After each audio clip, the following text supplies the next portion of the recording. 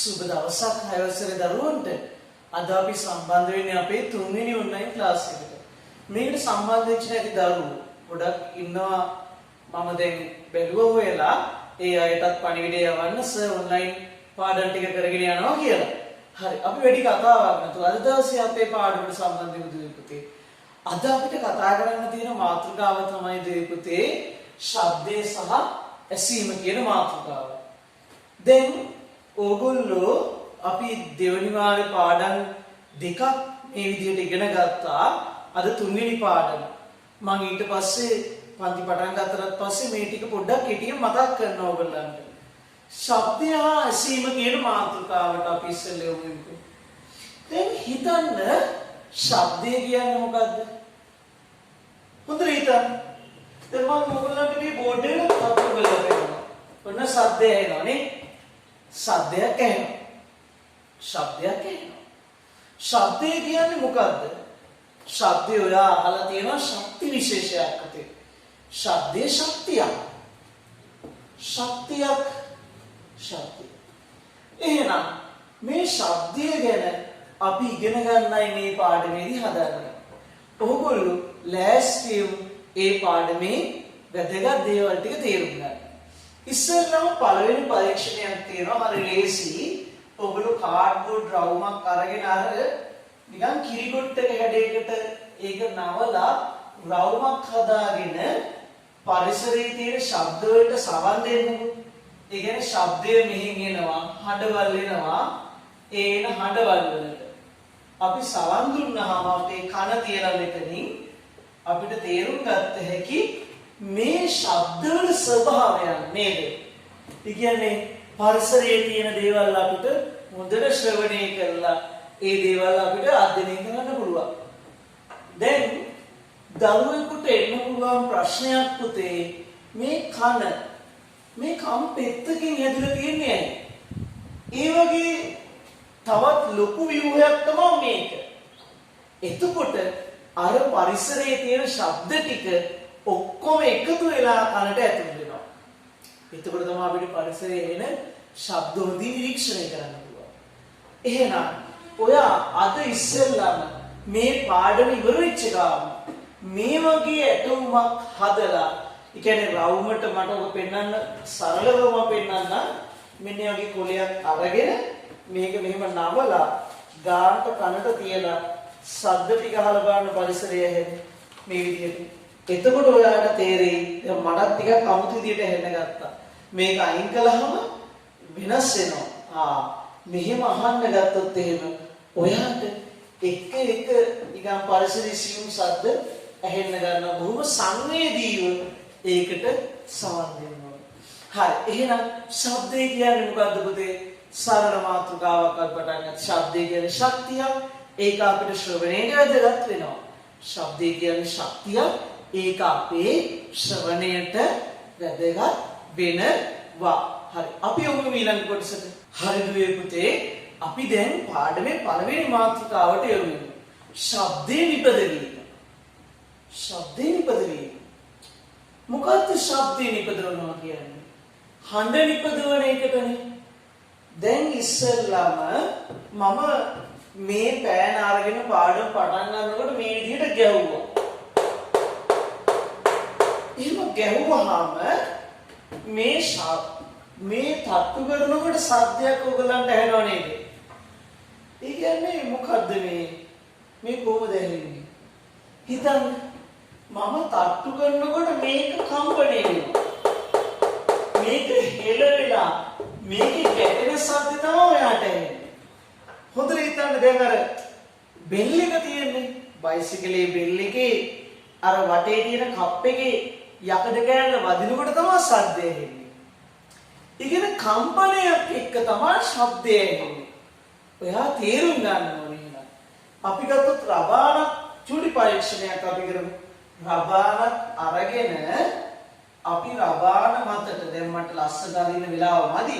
රබාන මතට අපි දානවා පුතේ මොනවා හරි පබල් බෝල જાති ටිකක් දාමුකෝ. අපි මේ රබාන මෙහෙම තියනවා නම් මේක වෙන සවි කරලා මේක මතට බෝල ටිකක් දාලා අපි පුතේ රබාන මෙතනට ගහනවා රබන් පටලෙට ගහනවා ගහපුවම මොකද වෙන්නේ මේ බෝල ටික උඩ පයින්නවා නේද මේ බෝල පොළා පයින්නවා ඒ කියන්නේ බෝල ටික උඩට විසිකෙනවා මේ තායි පහළට වැටෙනවා උඩ පහළ යනවා ඔහොම බම්ප් වෙනවා ඒ කියන්නේ පටලයට ගහනකොට මේක ඇතුලේ තියෙන බෝල ඉහළ පහළ විසිකෙනවා පොළා පයින්නවා ඒ වචනේ මොකද්ද පොළා පණි මොකද්ද පොළා පණි හරි දැන් එහෙනම් ඒ වෙලාවේ ඒ පරීක්ෂණයෙන් ඔයාලට තේරුණා ශබ්දය නිපදවනකොට පෘෂ්ඨය කම්පණය වුණා කියලා. මොකද්ද උනේ? ශබ්දය නිපදවනකොට පෘෂ්ඨය කම්පණය වුණා. එහෙනම් ධ්වනිය ශබ්දය කියන දේ ඇති වෙන්නේ මොකද්ද? වස්තු කම්පණය වෙලා. අපි පොඩි ඡේදයක් හදාගමු. ශබ්දය නිපද වෙන්නේ වස්තු කම්පණය වීමෙනි ශබ්දය නිපද වෙන්නේ වස්තු කම්පණය වීමෙනි හරිද ඔක ලියා ගමුද අපි පොඩ්ඩක් මං ඡේදය ආයි කියනවා ශබ්දය නිපද වෙන්නේ වස්තු කම්පණය වීමෙනි ශබ්දය නිපද වෙන්නේ වස්තු කම්පණය වීමෙනි ශබ්දය නිපද වෙන්නේ වස්තු කම්පණය වීමෙනි හරිනේ දැන් තේරුණාද ඔයගලන්ට පැහැදිලිද හරි අපිට තියෙනවා කතා කරන්න වැදගත් දෙයක් දැන් ඔයාලා හිතන්න හැම වස්තුවකින්ම නිකම්ම ශබ්ද එන්නේ නැහැනේ කම්පණය වුණාට පස්සේ ශබ්ද එන්නේ එහෙනම් එහෙම කම්පණය වෙලා ශබ්දය හදන උපකරණ මොනවද? අන්න ඒ උපකරණ වලට ශබ්දේ නිපදවන උපකරණ වලට කියනවා නම. මොකක්ද ඒ නම? මම ලියනවා ඒක ධ්වනි ප්‍රභව කියලා. මොකද්ද කියන්නේ? ධ්වනි ප්‍රභව කියලා. ශබ්දය නිපදවන උපකරණ වලට කියනවා මොකද්ද? ධ්වනි ප්‍රභව කියලා. ශබ්දය නිපදවන උපකරණ ධ්වනි ප්‍රභව ලෙස හැදින්වේ. ධ්වනි ප්‍රභව ලෙස හැදින්වේ. හොඳට මතක තියාගන්න ශබ්දය නිපදවන උපකරණ ධ්වනි ප්‍රභව ලෙස හැදින්වේ. හොඳට ඔලුවට ගන්න ශබ්දය නිපදවන උපකරණ ධ්වනි ප්‍රභව ලෙස හැදින්වේ. මෙන්න මේ ඡේදේ සහ මේ උඩ ඡේදේ පළවෙනිට මොකද්ද කිව්වේ ශබ්දය නිපද වෙන්නේ වස්තු කම්පණය වීමෙන් ශබ්දය නිපදවන උපකරණ ධ්වනි ප්‍රභව ශබ්දය නිපද වෙන්නේ වස්තු කම්පණය වීමෙනි ශබ්දය නිපදවන උපකරණ වලට කියනවා මොනවද ධ්වනි ප්‍රභව කියලා දැන් එහෙනම් අපිට තියෙන පාඩමේ ඊළඟ කොටසට යමු හරිද පුතේ ඊට පස්සේ අපිට කතා කරන්න තියෙන්නේ ශබ්දේ ශ්‍රවණය කිරීම කියන එක. ශබ්දය ඇසීම. දැන් අපේ කන තමයි අපිට ශබ්දය ඇසීමට වැදගත් වෙන ඉන්ද්‍රිය. මිනිසාගේ කන තමයි ශබ්දය ඇසීමට වැදගත් වෙන ඉන්ද්‍රිය. දැන් අපේ කන ශබ්දයට ඇසීමට හැඩගැහිලා තියෙන්නේ මෙන්න මේ විදිහට. මම බොහොම සරලව කියලා දෙනවා මම ලොකු සංකීර්ණ දේවල් කියලා දෙන්නේ නැහැ. මෙන්න අපේ කම්පෙත්ත. ඔකේ ඇතුලේ එක එක ව්‍යුහයන් තියෙනවා මම ඒවා දින්නේ නැහැ. ඔන්න ඔයගොල්ලෝ කියන ඔය කනේ සිදුර. හරිද පුතේ අපිට ඊට පස්සේ තියෙන්නේ අපිට ශබ්දයේ ඇසීම කියන දේ කියලා දෙන්න. ශබ්දය කියන්නේ ශක්තියන්නේ. ඒ ශක්තිය නැත්තම් ඒක අපිට ඇහෙන්න වැදගත් වෙන්නේ අපේ කන. කන කියන්නේ ශ්‍රවණයට සංවේදී වෙන ඉන්ද්‍රිය. අපේ කන කියන්නේ මොකද්ද? ශ්‍රවණයට සංවේදී වෙන ඉන්ද්‍රිය. කනේ අපි ගත්තොත් පුතේ එළියෙන් තියෙනවා කම්පෙත්ත. දැන් මම කන ගැන උගන්වන්න මේ පාඩමේ බලන්න නෑ. නමුත් මම පොඩ්ඩක් වැඩි උගන්වන්න. අර මේ තියෙන්නේ කම්පෙත්ත. ඒ අපේ එළියෙන් තියෙන්නේ. මේ සිදුව තමයි මේ අපේ කනේ තියෙන ඊළඟ අන්න ඒක. දැන් මෙතනින් ඇතුළට ටික ඔයගොල්ලන්ට පේන්නේ නැහැ. කම් පෙත්තත් එක්ක මේ නාලය සම්බන්ධ වෙලා තියෙනවා. ඒක කෙලවරේ තියෙනවා කර්ණ පඨහ පටලය කියලා එකක්. මොකද්ද? කර්ණ පඨහ පටලය කියලා එකක්. ඔන්නෝකට තමයි අපි කියන්නේ මොකද්ද? කම්බෙරේ කියලා. ඒ කම්බෙරෙත් එක්ක සම්බන්ධ වෙන ශ්‍රවණාස්තිකා තුන. ඒ අස්තිකා තුන කෙලවර වෙන්නේ කර්ණ සංකේ හා සම්බන්ධ වෙලා. ඕකෙන් තමයි මොලේට මේ ශබ්දය මෙතරින් එන ශබ්දය ටික පුතේ මෙහෙම කනට ඇතුල් වෙලා මේව ආවේග වෙලා මොලේට අරන් යන මොකක් හේතුද? ස්නායු ආවේගයක් හැටියට. ඔන්න ඕක තමයි පුතේ කනේ කෙරෙන වැඩේ. හරිද? එහෙනම් කනට එන ශක්තිය ස්නායු ආවේගයක් කරනවා කන ඇතුලේදී. එහෙම තමයි අපිට ශබ්දේ ඇහෙන්නේ දුවේ පුතේ. පැහැදිලිද ඔයගොල්ලන්ට? ඒ කියන්නේ කන කියන්නේ අමුතු දෙයක්. මේ කනට කිසිම දෙයක් දාන්න හොඳ නැහැ. කනේ කම්බරේට හානි වුණොත් මේ කර්ණපටා පටලේ මෙන්න මේක මම ටිකක් ලොකුට ලියන්න උඩ තියාගන්න. කර්ණ පටහා පටලේ. ඕකට හානි වුණොත් එහෙම මේක සිදුරු වුණොත් එහෙම කවදාවත් හදන්න බෑ. එතකොට කනට ඒක අධික වේදනාවක් වෙනවා. කාගේවත් කනකට ගහන්නවත් හොඳ නෑ මේ. එතකොට මේ පටලේ පැලෙන්න පුළුවන්. එහෙනම් කන කර්ණපටහ පටලේ ගැන ඔයගොල්ලෝ හොඳට තේරුම් ගන්න ඇති කියලා හිතනවා. මෙන්න මේ එන ශබ්දය මේ පටලේ වැදුනහම තමයි පුතේ අපේ කනේ ඇතුළට ශබ්දයේ ශක්තිය යන්නේ. ඒ ශක්තියෙන් තමයි පුතේ ස්නායු ආවේගයක් ගමන් කරන්නේ. පැහැදිලිද ඔයගොල්ලන්ට? ඒ කියන්නේ කන කියන්නේ තනිකර ශබ්දයට සංවේදී ඉන්ද්‍රියක්. එහෙනම් අපි යොමු ඊළඟ කොටසට. හරි දුවේ පුතේ අපි ඊට පස්සේ කතා කරනවා ශබ්දවල විවිධත්වය කියන මාතෘකාව. දැන් ඔයගොල්ලෝ හිතන්න මේ මම කතා කරන ශබ්දය ස්වභාවිකද කෘතිමද? ටිකක් කල්පනා කරන්න.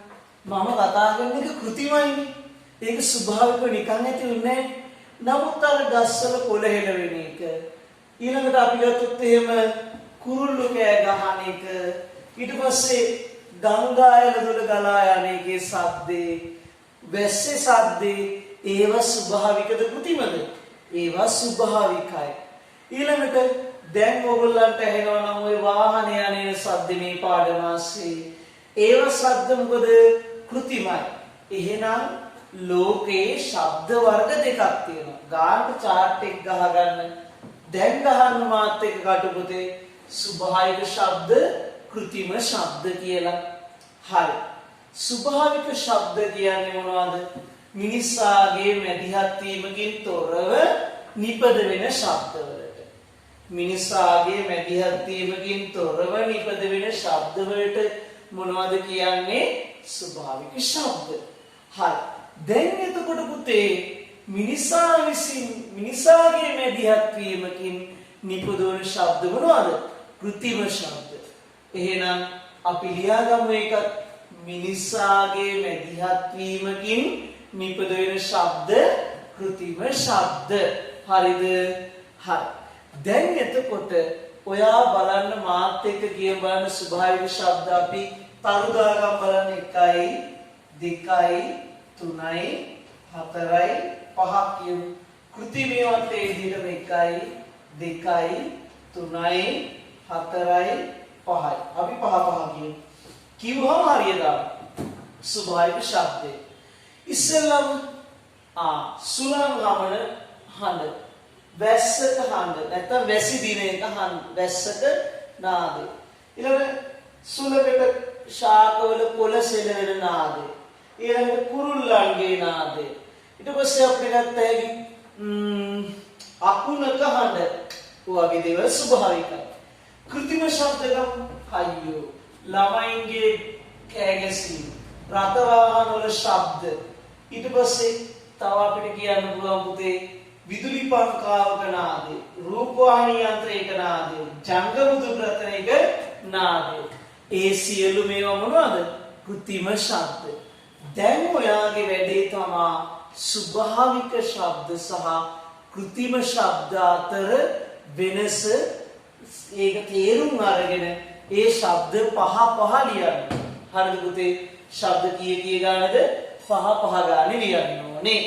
දැන් ඔයාට පැහැදිලිද කතන්දරේ? හරිද පුතේ? හරි. ඊට පස්සේ අපි යමු කතා කරන්න ඊළඟට පාඩමේ අවසාන කොටසට අපි යමු වෙන හදන්නේ. ඒක තමයි වැදගත් මාතෘකාව. සංගීත නාදය සහ ഘോഷාව. මොකද්ද? සංගීත නාදය සහ ഘോഷාව. සංගීත නාදය. සංගීතය සංගීත නාදය අනිත් එක මොකද? ഘോഷාව. මොකද්ද? ഘോഷාව. හරිද පුතේ? ඊට පස්සේ අපිට කතා කරන්න තියෙන මාතෘකාව සංගීතය සහ ഘോഷාව. හරිද? දැන් අපි කතා කරමු ඉස්සෙල්ලාම සංගීතය ගැන. දැන් ඕගොල්ලෝට මම කතා කරන එක සංගීතයක්ද ഘോഷාවක්ද දුවේ පුතේ? හරිද? දැන් සමහර අය ආපෝ සර් කෑ ගහනවානේ කටෝරයි. සමහර අය කියයි නෑ හොඳයි ලස්සනයි හොඳට ඇහෙනවා. එහෙම දෙපැත්තටම හිතන අය ඉන්නවා. හරි අපි හිතුවොත් එහෙම සංගීතයක් කියන්නේ මොකද්ද? රිද්මයකට අනුව වෙන දෙයක් නේද? ഘോഷාවක් රිද්මයක් නෑ. ඒක එක ශබ්ද එන්නේ. සංගීතය කියන්නේ රිද්මයකට අනුව ගැයෙන හෝ වැයෙන. කියන්නේ ගායනා කරණයක් තියෙන රිද්මයට අනුව. අපි ගත්තොත් ගැයෙන හරි වැයෙන හරි ධ්වනි තරංග තමයි පුතේ සංගීතයක් කියන්නේ.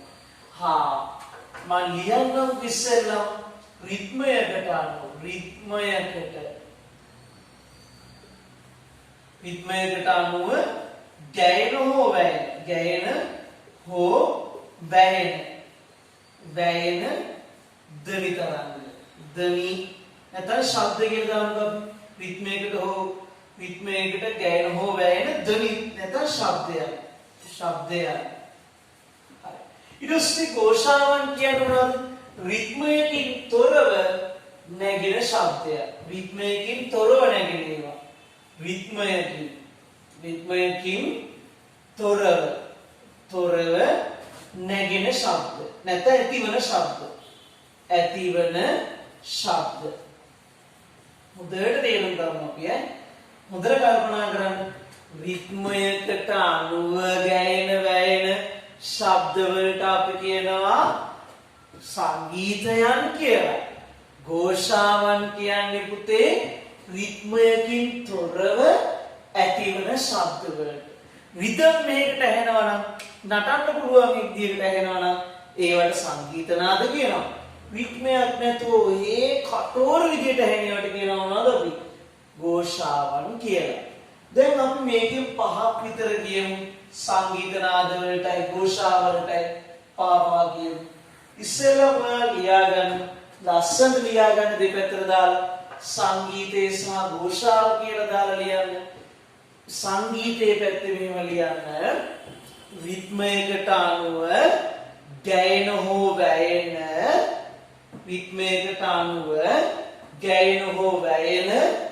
ධ්වනි තරංග. රිද්මයකට අනුව ගැයෙන හෝ වැයෙන ධ්වනි තරංග.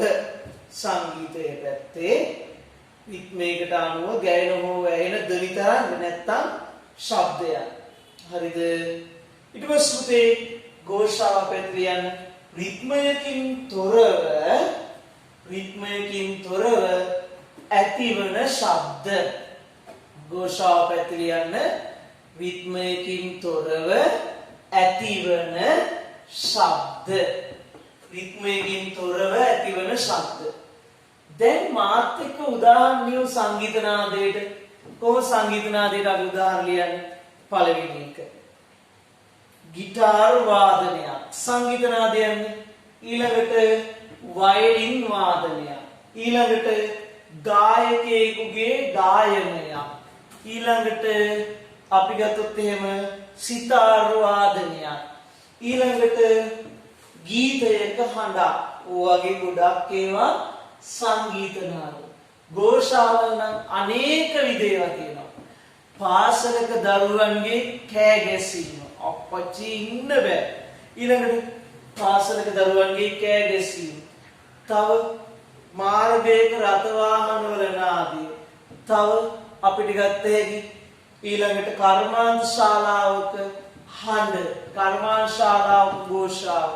අපිට තව යන්ත්‍රයක ශබ්දය. ඊට පස්සේ අපිට තව ගත්ත හැකි විදුලි පංකාවේ නාදය.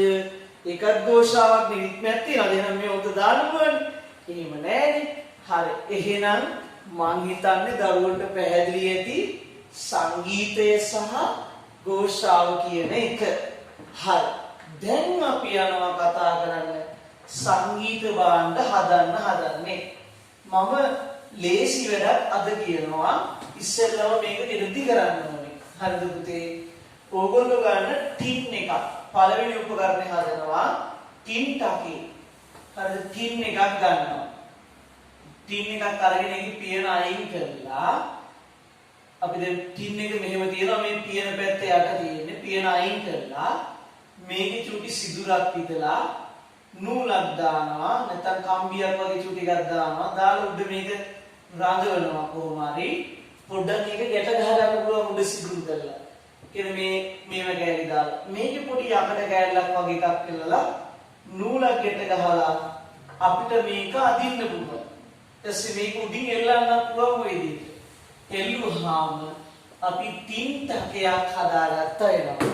මේ ටකේ අදිනකොට ටන් ක්‍රම් ක්‍රම් ගාලා සද්ද වෙනවා. ඔය ක්‍රමයට තමයි පුතේ රාමුටන් ගස්වල ලේන්නු එහෙම එලවන්න හදලා තියෙන්නේ.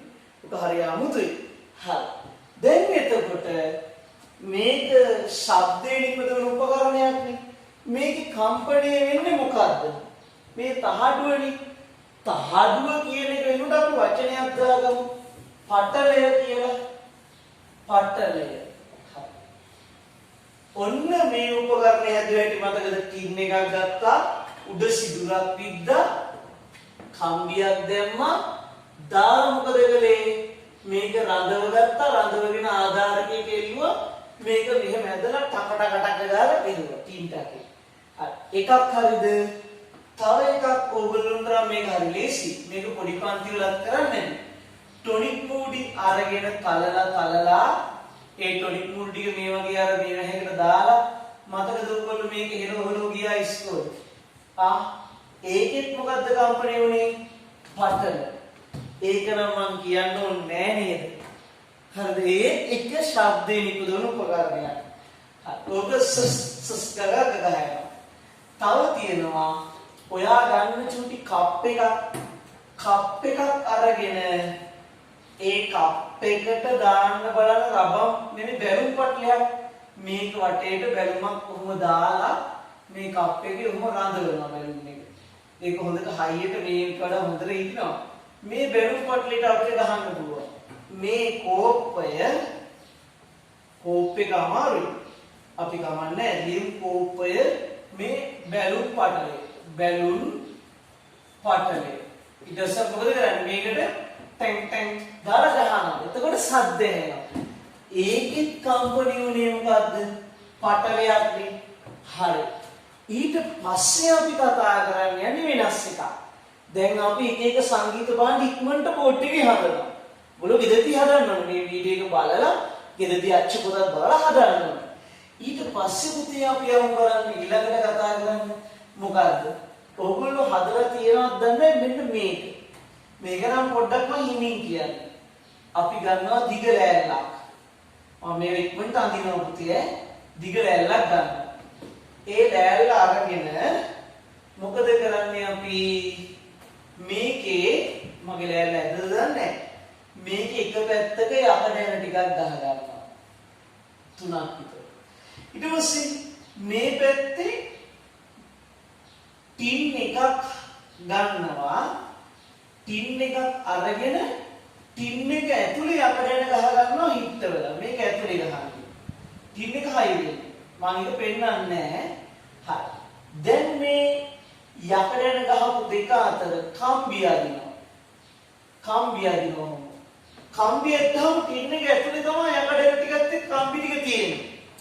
දාන්න හයි කරන්න උඹලා ඒක ටින් එක මෙහෙමනම් මෙහෙම ටින් එක ඇතුලේ තියෙනවා නම් මේක ඇතුලේ ගහනවා යකඩ යන හිමීට. පින් එක හයි වෙනතොර මෙතනින් කම්බි ටික අදින්න පුළුවන්. හරි ඇද්දා. දැන් මොකද කරන්නේ? මේ කම්බි කම්පණය කරන්න අපි පන්ති දිහාට ඩෙස් එකක් අරගෙන එන ගහලා හදමු. කම්බි කම්පණය කරනවා. ටින් ටින් ටින් දාලා කම්බි කම්පණය කරනවා. කම්බි වලට වචනයක් විද්‍යාවේදී කියනවා. ඒ වචන දැන් මොනවද පුතේ? තත්. සංගීතෙදිත් ඔය කියනවා තත්. තත් කම්පණය වෙලා හඬ උපදවන භාණ්ඩ. මෙහෙම ගහන්නේ අර ගිටාර ගහනයි ටින් ටින් ගාලා ගහන්නේ තත් කම්පණයෙන් හඬ උපදවන භාණ්ඩ. හරිද? ඔන්න එකක් ඒකත් හැදුවා. හරි. දැන් මේක හදන්න ඕනේ. මේක පොඩ්ඩ ඇදගත්තත් කවන්නේ.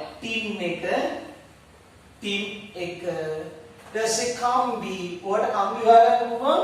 ඔය ගෙදර වයරින් කරන වයරින් වයර් සුද්ධ කරලා නම් හරි. කම්බි ඔය කරන්න ඕනේ. ඊට පස්සේ ඇන ටික උතර කියන්නේ. දැසේ නෑ චූටි වැඩක් තියෙන්නේ නෑ. ඔයා ගෙදරදී හදන්න පුතේ නිකන් ඉන්න එපා. ආසයි එතකොට. ගිටාර එකක් හදලා මේක අරගෙන ගහ යනවා. ජොලිනි. හරි. ඔන්න ඇඳ ගන්න බලන්න. ඇලක් ගත්තා. ඇන ටිකක් ගහගත්තා. ටින් එකක් තිබ්බේ ඒක ඇතුලේ තැන ගැහුවා. ගහලා කම්පියුටර් එකකට ටින් ගිටාර එක ගහලා. ලොකු වැඩක්ද නෑ. හරි සතුටුයි. හරි. ලාවට ඇඳගත්ත නේද? මං ඊළඟට යන්නත් දැන්. හරි. අන්තිම එක අපි නම් කතා කරන්නේ මේක හරි ලේසි වැඩක් ඈ. මේක පන්තියට ආපුවම මම කරලා දෙන්නම්. දැන් අපි ශබ්දේ නිපදවන උපකරණ කීයක් හදුවද? 3ක් මම හිතන්නේ හදුවනේ. හරි. දැන් මේකෙන් වර්ග කීයක් කියවද? පටල කම්පණය වෙලා හඬ උපදවන භාණ්ඩ තියෙනවා. තත් කම්පණය වෙලා හඬ උපදවන භාණ්ඩ තියෙනවා. කම්බි වලට කියමු නේද? තත් ගිටාර එකක් තියෙනවා අර වයරින් එකක් තියෙනවා. හරි. දැන් ඊට පස්සේ එන්න බලන්න. එක සමාන වීදුරු ටිකක් ගන්න. මොකද්ද කරන්නේ? එක සමාන වීදුරු ටිකක් ගන්න. ඒ වීදුරු ටික අරගෙන මෙහෙම තියා ගන්නවා. එක සමාන වෙන්නේ මගේව සමහර ඒවා වෙනස් වෙනවා. මට අද්දලා අඳින්න බෑ පුතේ. හරි. වීදුරු 4ක් ගත්තා අපි. මේකේ වීදුරු ස්වර වලට පළවෙනි එකේ ගොඩක් වතුර පුරවනවා. දෙවෙනි එකේ අඩුයි. තුන්වෙනි එකේ ඊටතර අඩුයි. හතරවෙනි එකේ සෑහෙන්න අඩුයි. 1යි 2යි 3යි 4යි. එහෙනම් දැන් මෙන්න වතුර ජලය තියෙන්නේ නේ. මේකේ ජලය ගොඩාක් අඩුයි 4. ගන්නවා චුටි හැන්දා. හැන්දා කරගෙන මෙවට ගහගෙන යනවා. සද්ද බලන්න. Tin tin tin tin tin tin tin ගාලා ගන්නවා. මට කළා පෙන්නන්න තිබුණා. අපි ඒකත් කළා පෙන්නමුකෝ තවට ඒකේ. ඒක ලස්සනට ශබ්දය එන්න ගන්නවා. එතකොට ඕගොල්ලෝ බලන්න ඔය ශබ්දය ඇහෙනකොට මොන විදිහටද ඔය ශබ්දය ඇහෙන්නේ කියලා. මේකේ ශබ්දය ඇහෙන්නේ මොනවා කම්පණය වෙලාද? වායු කඳන් කම්පණය වෙලා.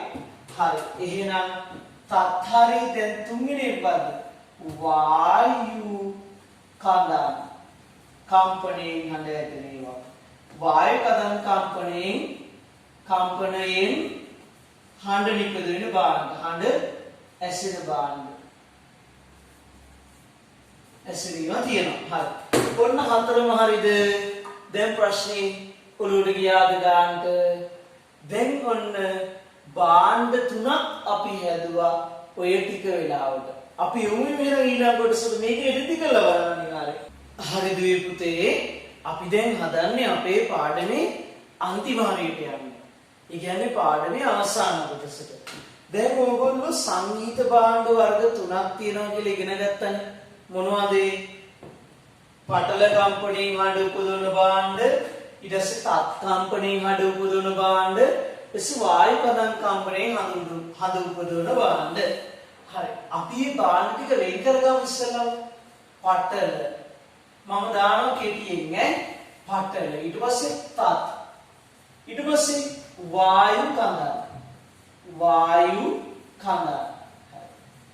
පටල කම්පණයෙන් හඬ උපදවන භාණ්ඩ. පටල කියන්නේ අර ගහන බෙර වගේ ඒවානේ. තත් කිව්ව ගිටාර වගේ. වායු කඳන් කිව්ව පිඹින ඒවා. නැත්නම් අර අපි වතුර වීදුරු වෙඩෙත් කලේ අන්න ඒ වගේ ඒවා. හරි. දැන් අපි ඉස්සෙල්ලාම පුතේ පටල කම්පණයෙන් හඬ උපදවන භාණ්ඩ ටිකක් ටක් ගාලා මාත් එක්ක කියමු.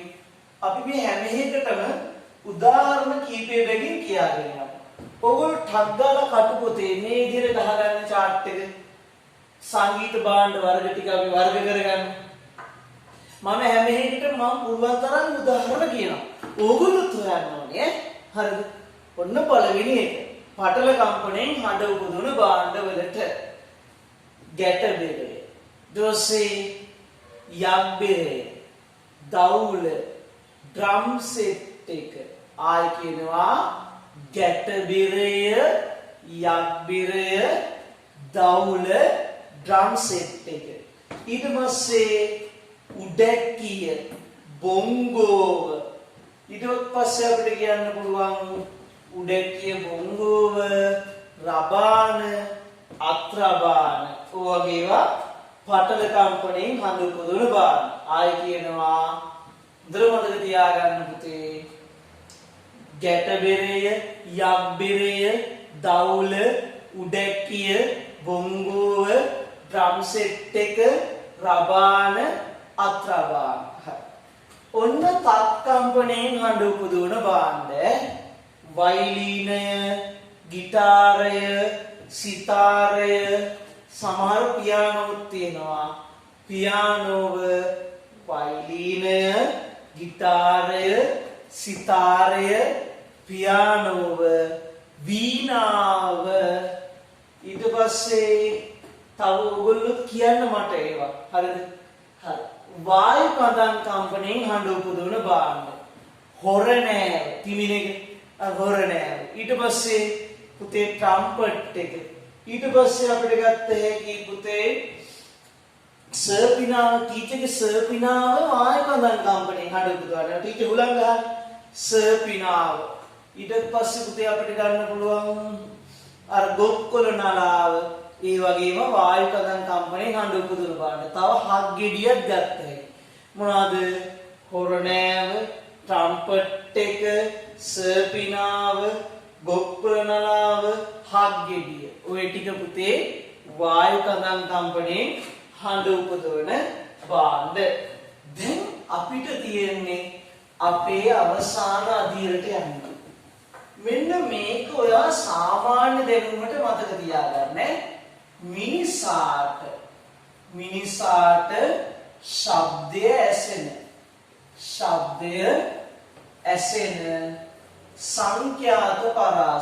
සංඛ්‍යාත පරාසය හර්ට්ස් කීයේ ඉඳලා කීය වෙනකම්ද?